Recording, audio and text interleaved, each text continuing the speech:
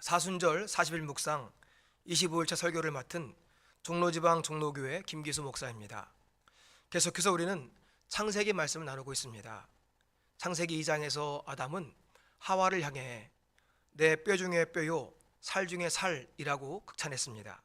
그런데 선악과를 먹은 다음 태도가 완전히 달라집니다. 하나님께서 주셔서 나와 함께하게 하신 그 여자가 주어서 먹었습니다 라고 대답합니다. 하나님과 하와에게 동시에 책임을 전가하는 모습입니다. 사실은 틀린 말이 아닙니다.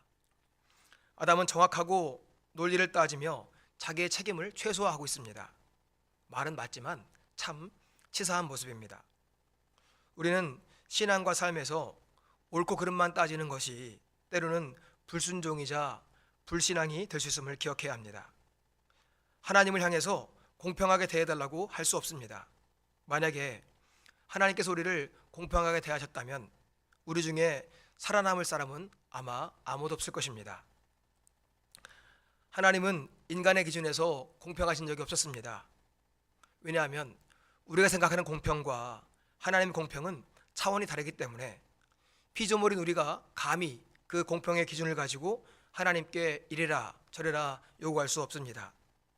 아담은 이렇게 책임을 떠넘기느라 끝내 잘못했다는 말을 하지 못했습니다. 결국 하나님은 아담의 훈육을 멈추시고 여자에게 물으십니다.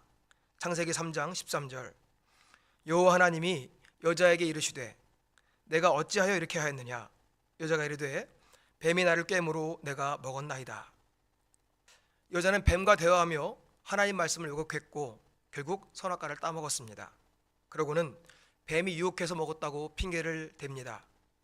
하와가 유혹에 넘어가서 죄를 지었기 때문에 인류에게 죄가 들어왔지만 하와 역시 뱀에게 책임을 돌릴 뿐 회개하지 않았습니다. 아담과 하와의 모습에는 서로 책임을 탓하며 미루는 부부의 모습이 보입니다.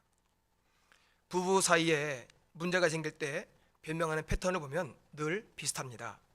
첫째는 무조건 아니라고 잡아떼고 부정합니다. 둘째는 증거가 나오면 실수였다고 하며 사건을 재해석합니다. 셋째는 상대방이 유혹해서 어쩔 수 없었다고 환경을 탓합니다.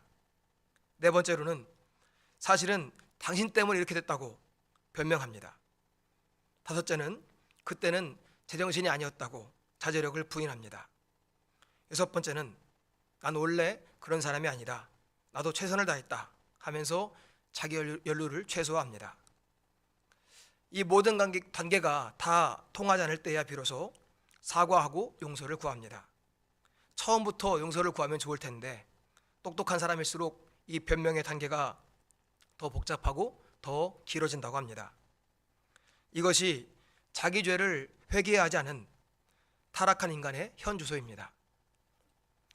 우리는 본래 거짓의 아비인 마귀에게 속해 있었기 때문에 예수님을 믿으면서도 이 거짓말의 그늘에서 벗어나기가 참 어렵습니다. 이른바 선의의 거짓말도 결국 거짓말이며 이는 곧 버릇이 됩니다. 심지어 예배나 기도 같은 신앙생활을 이유로도 거짓말할 때가 있습니다. 어느 권사님의 이야기입니다.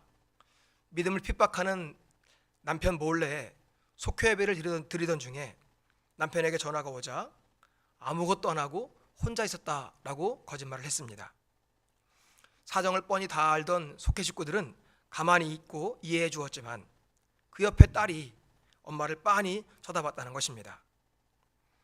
선의의 거짓말이라는 핑계로 거짓말을 계속해서는 안 됩니다. 남들 다 한다고 상황이 어쩔 수 없다고 책임을 전가해도 안 됩니다. 그 대신 내 죄를 온전히 볼 수 있게 해달라고 성령의 도우심을 구해야 합니다. 하나님은 언제나 대안을 갖고 계신 분이십니다. 창세기 3장 9절 여호와 하나님이 아담을 부르시며 그에게 이르시되 내가 어디 있느냐. 하나님은 뱀에게 이유를 묻지 않으셨습니다. 왜냐하면 뱀은 그저 사탄의 도구로 사용된 짐승일 뿐이었기 때문입니다.